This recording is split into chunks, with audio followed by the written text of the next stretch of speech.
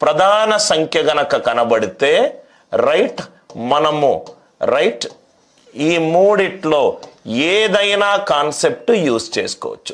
సందర్భాన్ని బట్టి, క్వశ్చన్ మెరిట్ని బట్టి ఆ కాన్సెప్ట్ యూజ్ చేస్తాం. చిన్న నంబర్లు అవుతే డివిజిబిలిటీ రూల్, చిన్న నంబర్లు అవుతే డివిజిబిలిటీ రూల్, డివిజిబిలిటీ రూల్. కొంచెం పెద్ద నంబర్లు అవుతే ఫర్మాట్స్ థీరం. ఫర్మాట్ అనే పర్సన్ ప్రధాన సంఖ్య మీద చాలా రీసెర్చ్ చేశాడు సార్. ఇంకొంచెం పెద్ద నంబర్ అవుతే విల్సన్స్ థీరం, ఇంకొంచెం పెద్ద నంబర్ అవుతే విల్సన్స్ థీరం. ప్రధాన సంఖ్య యొక్క రైట్ కాన్సెప్ట్ నేర్చుకోవాలనంటే 3 థీరమ్స్ ఉన్నాయి. ఒకటేమో విల్సన్స్ థీరం, ఇంకోటేమో ఫర్మాట్స్ థీరం, ఇంకోటేమో డివిజిబిలిటీ రూల్. ఈ రెండు కుదిరినప్పుడు నేను విల్సన్స్ థీరం ఆల్రెడీ ఎన్రోల్డ్ స్టూడెంట్స్కి నేను ఆల్రెడీ డిస్కస్ చేశాను. సో డివిజిబిలిటీ రూల్ 2 డిజిట్స్ నంబర్స్కి మనం ఆల్రెడీ డిస్కస్ చేశాం. ఫర్మాట్స్ థీరం, ఫర్మాట్స్ థీరం అంటే సపోజ్గా మీకు ఈ నంబర్ అడిగాడు అనుకోండి 1732 1732, ఇది ఏ నంబర్ తోటి డివైడ్ అవుతుంది, ఏ నంబర్ తోటి డివైడ్ అవుతుంది.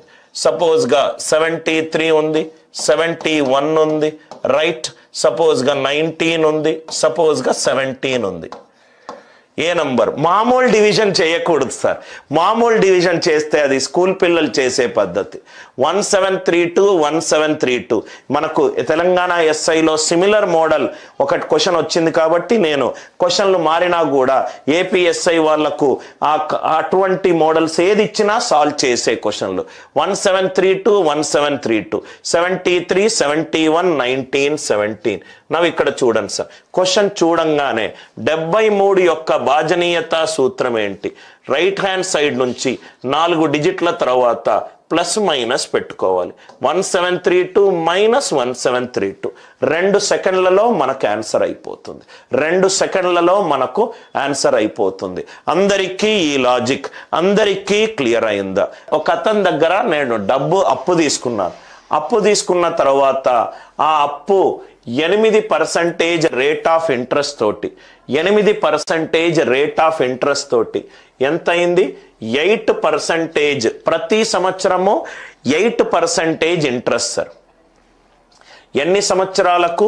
11/2 ఇయర్స్ అంటే 5 years plus half year, 5 years plus half year, 5 years plus half year. ఇది ఏ ప్రాబ్లం సార్? సింపుల్ ఇంట్రెస్ట్, సాధారణ వడ్డీ. ప్రతి సంవత్సరము 8%. 5 సంవత్సరాలకు ఎంత అవుతుంది? ఇది సాధారణ వడ్డీలో. సాధారణ వడ్డీలో ప్రతి సంవత్సరము వడ్డీ శాతం సేమ్ 8 8 8 8. 5 సంవత్సరాలకు ఎంత అవుతుంది? 40% అవుతుంది. సంవత్సరానికి 8%, హాఫ్ ఇయర్లీకి 4%. అంటే 44% అనేది మొత్తం ఇంట్రెస్ట్ సార్. మొత్తం ఇంట్రెస్ట్ 44% మొత్తం ఇంట్రెస్ట్కి నాకు అమౌంట్ ఎంత వచ్చింది? 12096 వచ్చింది. 12096 వచ్చింది.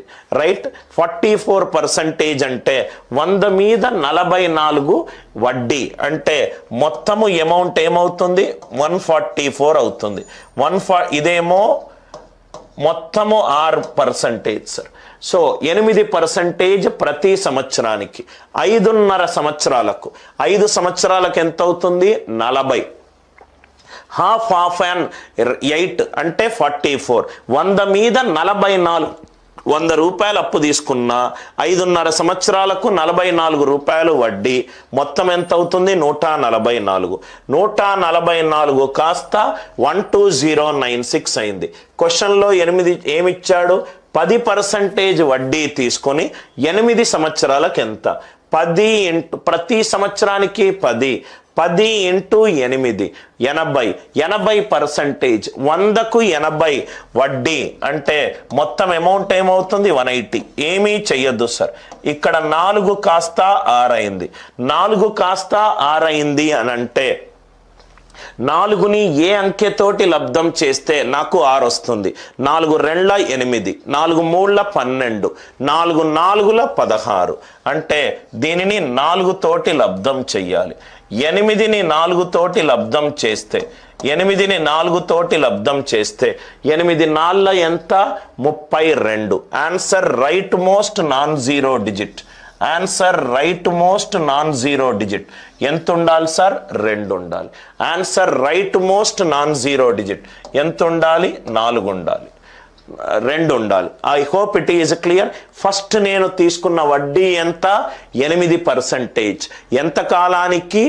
11/2 సంవత్సరాలకు. అంటే 5 సంవత్సరాలు ప్లస్ హాఫ్ ఏ సంవత్సరం. ప్రతి సంవత్సరం 8%. 5 సంవత్సరాల కంటే 40%. 8% ప్రతి సంవత్సరానికి. హాఫ్ అంటే హాఫ్ ఇంటూ 8 ఎంత? 44. 44% అనేది వడ్డీ. 100 మీద 44 వడ్డీ అంటే మొత్తం ఏమవుతుంది? తీసుకున్న అప్పు ప్లస్ వడ్డీ. 100 ప్లస్ 44, 144 కాస్త 12096 అయింది. 12096 అయింది. I hope the idea it is clear.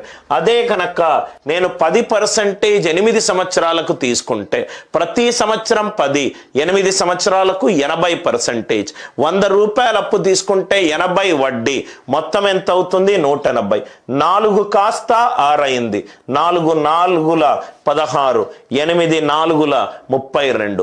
Answer last right most non zero digit 2. పనికి మాలిన సోది క్యాల్కులేషన్లు 180/144 ఇంటూ 12096 12096 ఇలా చేసి అనవసరంగా క్యాల్కులేషన్స్ టైం వేస్ట్ చేసుకోవద్దు. I hope the idea it is clear. Profit loss and discount question కూడా ఎంత ఈజీగా సాల్వ్ చేయొచ్చు. ఒక టీవీ అనేది 8% లాభానికి అమ్మాను. అంటే నేను ఒక 100 రూపాయలకు తీసుకుంటే 8 రూపాయలు లాభం వచ్చింది. అంటే సెల్లింగ్ ప్రైస్ ఎంత?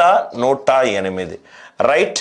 మళ్ళీ లాభం ఎంత వచ్చింది? ఇంకో ట్రాన్సాక్షన్ 714 రూపాయలు ఎక్కువకు అమ్ముతే నాకు 15% లాభం వచ్చింది. రైట్. 15% లాభం వచ్చింది. 15% లాభం వచ్చింది. ఇక్కడేమో 8% ఎక్స్ట్రా, ఇక్కడేమో 5% ఎక్స్ట్రా. తేడా ఎంత సార్? 7 రూపాయలు ఎక్స్ట్రా కమ్మాను. కానీ క్వశ్చన్లో ఏమన్నాడు?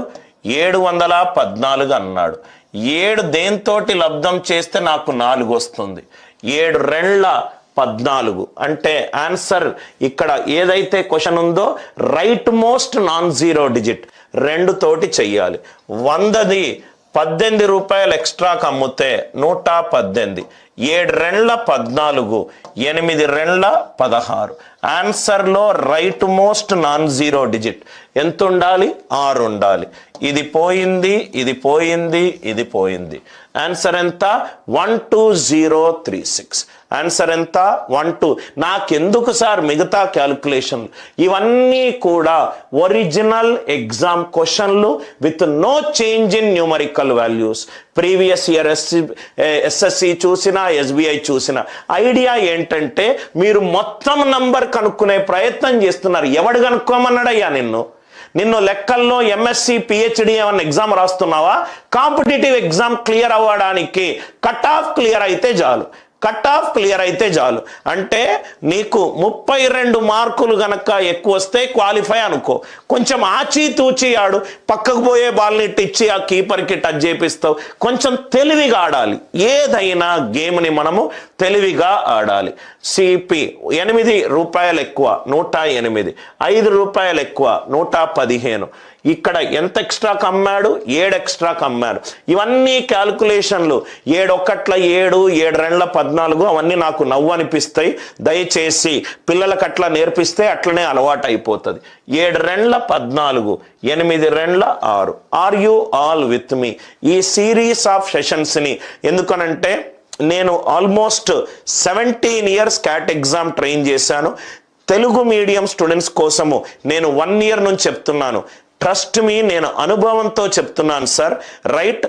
నేనైతే యాప్టిట్యూడ్ని లాజికల్గా చెప్తాను. మీరు ఆర్ఎస్ అగర్వాల్ పద్ధతిలో టెక్స్ట్ బుక్లో రాసుకుంటూ వస్తే ఖచ్చితంగా మీరు ఇబ్బంది పడతారు. ఒక మ్యాథ్స్ని ఆలోచన దృక్పథాన్ని పెంచే ఒక టూల్గా ఆలోచిస్తే మ్యాథ్స్ని ఎంజాయ్ చేస్తారు. మ్యాథ్స్ అయినా, రీజనింగ్ అయినా, డేటా ఇంటర్ప్రిటేషన్ అయినా తెలివితోటి క్వశ్చన్ని సాల్వ్ చేయాలి sir. Are you all with me?